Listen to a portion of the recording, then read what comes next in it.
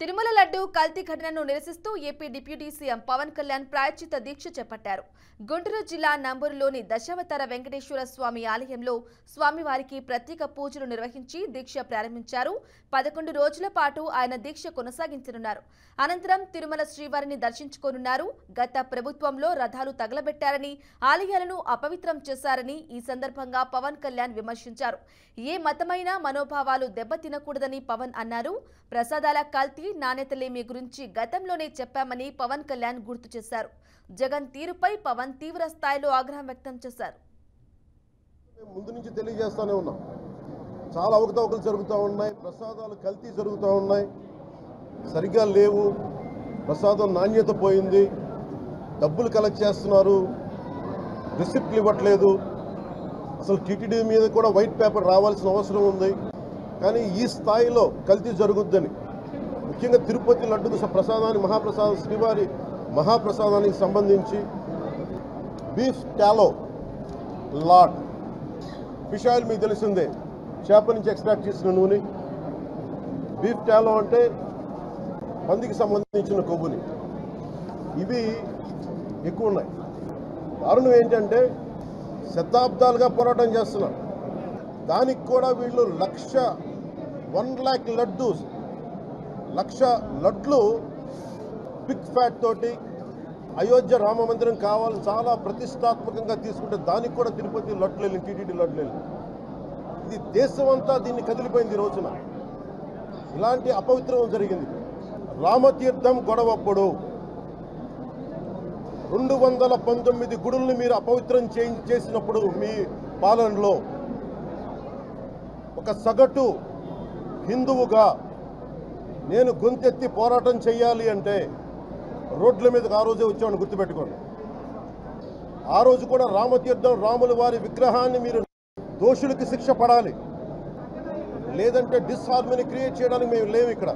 కానీ తప్పు జరుగుతుంటే, దాడులు జరుగుతూ ఉంటే, అపవిత్రం చేసుకుంటూ వెళ్ళిపోతే చూస్తూ ఎవరు కూర్చోం, తప్పు, అది కూడా తప్పు అవుద్ది. ఫండమెంటల్, కాన్స్టిట్యూషనల్ ఫండమెంటల్ ఇది.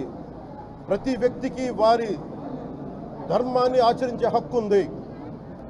ఇలాంటి స్థాయిలో ఈ రిపోర్ట్ బయటకు వచ్చినప్పుడు ఏం చెప్పు ఉండాల్సింది గత ముఖ్యమంత్రి గారు. కానీ తప్పు జరుగుతుంటే మటుకు చేతులు కట్టుకొని చూసే ప్రభుత్వం కూడా కాదు. మీకు చాలా పగడ్బందీగా తెలియజేస్తున్నాను ఈ విషయం. కానీ ఈ రోజున రిపీట్ అయిపోతున్నాయి మిస్టేక్స్. దీంట్లో ఒకరు నిందించట్లా. టీటీడీ బోర్డు ఉంది, వైసీపీ కాన్స్టిట్యూట్ చేసిన టీటీడీ బోర్డు ఉంది. వైవి సుబ్బారెడ్డి గారు ఉన్నారు టీటీడీ చైర్మన్గా, టీటీడీ ఈవోగా ధర్మారెడ్డి గారు ఉన్నారు. మళ్ళీ వాళ్ళు కాకుండా కొత్తగా వచ్చారు. ఈ 5 సంవత్సరాలు ఈ బోర్డు ఏం చేస్తూ ఉంది? ఈ టీటీడీ బోర్డుని మేము ప్రశ్నిస్తున్నాం. మీరు బయటికి రండి, మీరు పంపించండి ల్యాబ్స్కి. మీకు ఎవరైతే తప్పులు చేశారో వారి మీద మీరు చర్యలు తీసుకోండి అని చెప్పాలి. కానీ తప్పులు చేసిన వాళ్ళు వెనకేసుకొచ్చే విధానం ఏంటో నాకు అర్థం కావట్లేదు. ఇదాన్ని మార్చుకోవాలి. ఇదే మీరు ఊహించండి, ప్రపంచం అంతా మాట్లాడతారు, గ్లోబల్ న్యూస్ అయిపోద్ది. కానీ దేశంలో కోట్లాది మంది హిందువులు అపవిత్రమైతే, ఇది సెక్యులర్ వ్యవస్థకు విఘాతం అంటే హిందువులకి మనోభావాలు ఉండవా? ఇది ఒక్కరు నిందించట్లా. అసలు మీరు ప్రస్తావన చేయకూడదు, ఇది తప్పు, ఇది మాట్లాడకూడదంటే ఎట్లా? ఇదే వేరే మతానికి మీరు అన్వయిస్తారా? నేను అన్ని మతాలని సమానంగా గౌరవించేవాడిని, ఇస్లాంని గౌరవించేవాడిని, క్రిస్టియానిటీని గౌరవించేవాళ్ళం. మేమందరం సనాతన ధర్మం అని మొత్తుకుంటున్నాం. దేనికి సనాతన ధర్మం అంటే? సనాతన ధర్మానికి ఒకరు ప్రారంభించింది కాదు. ఇది ఒక వ్యక్తో ఒక కూర్చోబెట్టి ఒకరు స్టార్ట్ చేసింది కాదు. ఇది కొన్ని వేలాది సంవత్సరాలుగా అన్ని మతాలని, అన్ని విశ్వాసాలని అలింగనం చేసుకున్న నేల ఇది.